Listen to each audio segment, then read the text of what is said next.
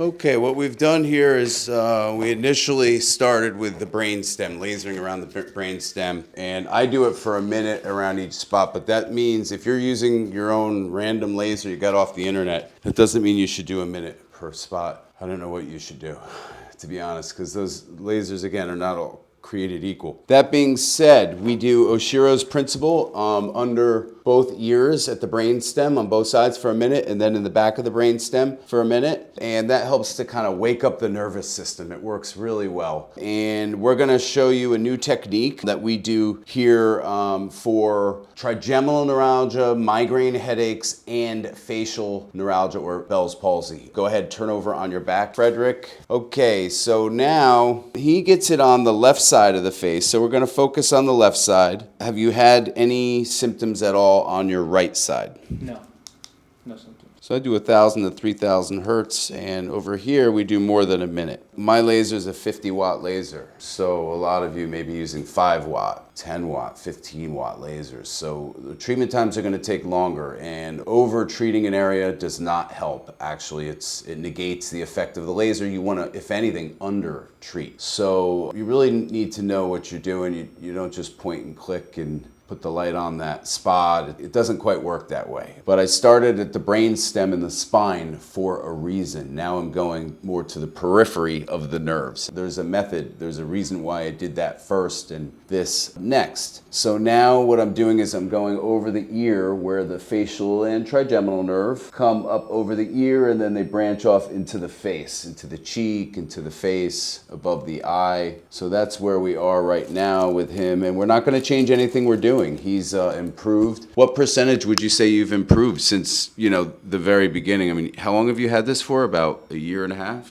Yeah, it's about almost 2 years. I'd say it's improved around at least 10% in the past week. So that's a huge change compared to everything else. Okay, and then from the very beginning, where are you with that? From the very beginning, I'd say 75%.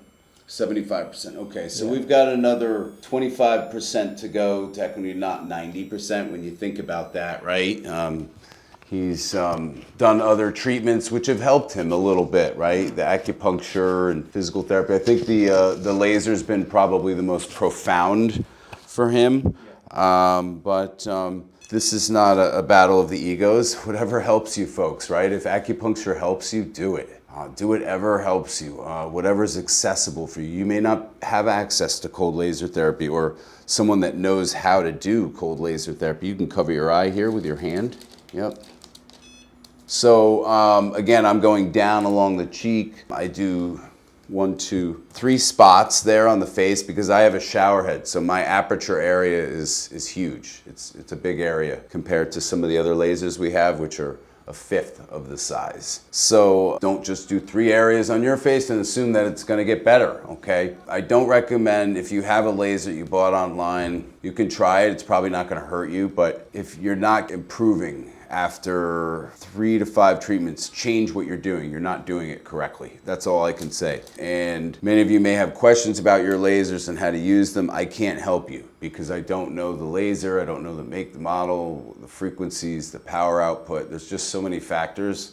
I just don't know, is it super pulsed or not? So there's that for you, okay? This is a super pulse laser and we've got less than a minute. So basically I'm doing 2 minutes here in each spot. And then we're going into the next stage of treatment. So he says he's improved from about 65% total improvement to 75% in this last week with the laser treatment and the chiropractic adjustments. Now we're going to adjust him upper cervical spine, but we're also going to laser his SPG. SPG, what's that? So some of you are now opening up another tab and you're Googling SPG. You might find it. I don't know if you'll find sphenopalatine ganglion. You can try to spell it. Good luck. AI may help you when you're typing it into Google, but sphenopalatine ganglion. And what the sphenopalatine ganglion does is It's a ganglion of nerves that control not only the nervous system, but they control tears, they control the muscles and sensation in the face, mainly the sensation in the face. So pain, numbness, tightness. Frederick here has a lot of tightness across his cheek. That was a major issue, and yet he couldn't seem to smile on that left side or frown properly, correct?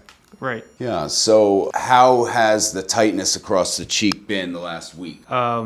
It's subsided significantly. It's honestly a strange feeling to have that range of motion again. So the best measurement that I'm taking is simply looking in the mirror and seeing how much more of the teeth on my left side show. So I'm seeing significant improvement by that measurement. Yeah, and he chose to have his face blurred out in this video, and that's everyone's right. Now, maybe at some point at the end, he'll let us share a before and after picture.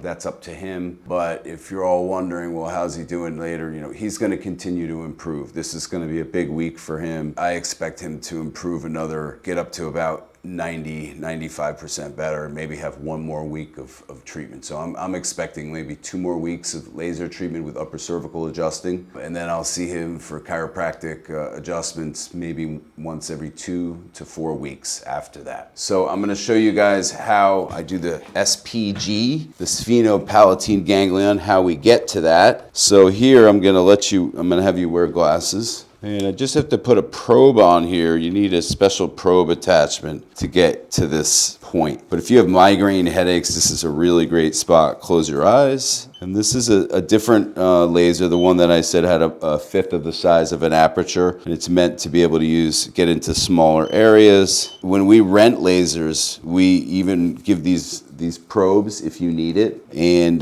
they screw into the rental lasers as well. So, okay.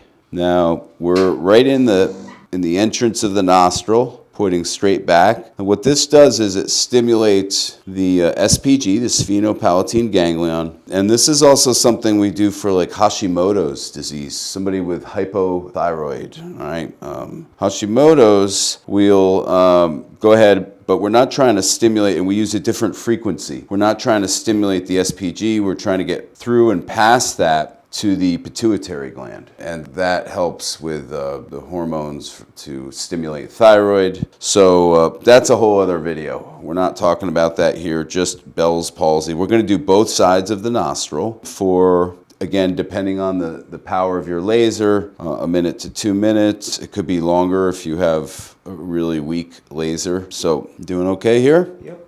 And it doesn't hurt at all. You don't feel anything, do you? No, not at all. Yeah, that's the beauty of this. It's safe. You don't feel anything. And you just want to wear these glasses if you're shining it anywhere near the eyes. And typically I don't put it over the thyroid. I go around and near the thyroid to help with that, this being one of those spots. So the SPG, again, controls the sensation in the face, near the eyes, tear production, direct connection to the central nervous system. And we're going to go to the other side.